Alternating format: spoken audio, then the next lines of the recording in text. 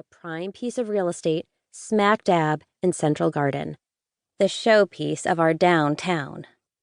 Cookie had been digging way too close to the town's prized rosebush, and I just knew the worst of the worst would be after me as soon as Loose Lips Berg spread the word. Discreet he was not, but Berg paid attention to detail. How the blasted man had seen me through the hedge surrounding the garden was anyone's guess. He'd rounded the shrubbery and now loomed like a thundercloud, blotting out my sunshine. Dressed in tan slacks and a dark blue t-shirt with police printed in white letters across his broad chest and back, his PD hat and his badge clipped to his trousers, Detective Berg looked professional enough, I supposed. Perhaps treating him like a god's gift to law and order would help.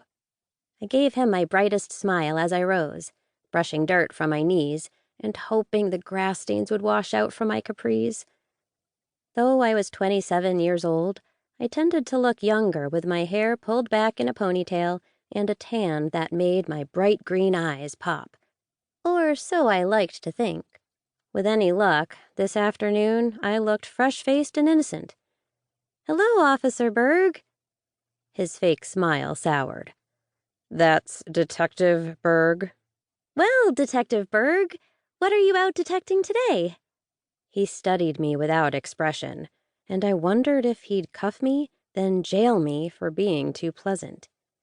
For some reason, though Berg had only been in town for a few months, he'd taken a fierce dislike to me, my dog, and anything resembling dirt.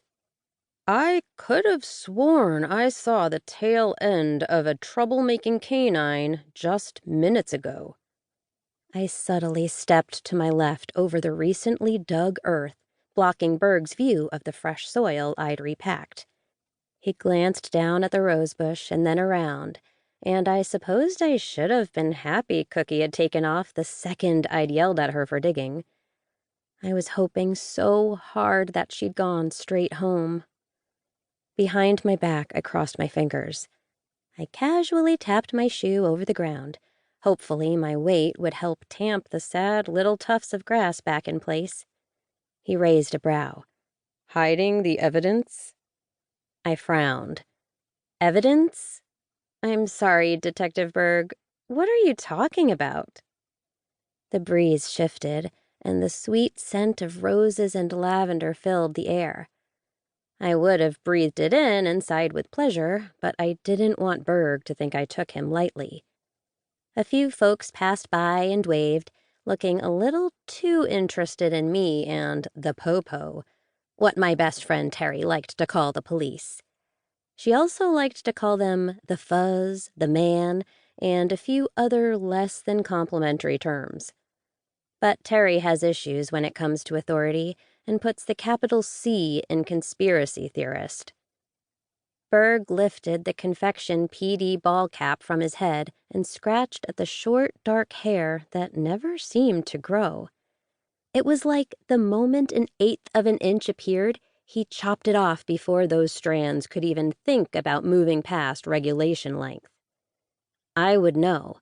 I'd made a study of Detective Chad Berg. He made an ideal template for the hero in the secret novel I was writing. I just had to iron out a few details and, well, not pay exorbitant fines or go to jail because of my dog in the meantime. "Yo, officer!" The owner of the corner taco truck, a 50-year-old hippie with the business sense of a corporate shark, waved. "Keep the peace, my man. Protect the Confection Rose." Berg waved back and shoved his hat back on. He smiled at Taco Ted before glaring down at me. He had to be a few inches over 6 feet. I'm not short, but around him, I feel tiny.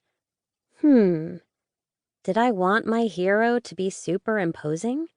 Because Terry's brother was also tall, but not as intense. I considered him a contender for male lead in Lexi's super secret story as well. Berg frowned. "Why are you looking at me like that?" Like what? Yeah, that frown line. Both hero prospects had a tendency to frown.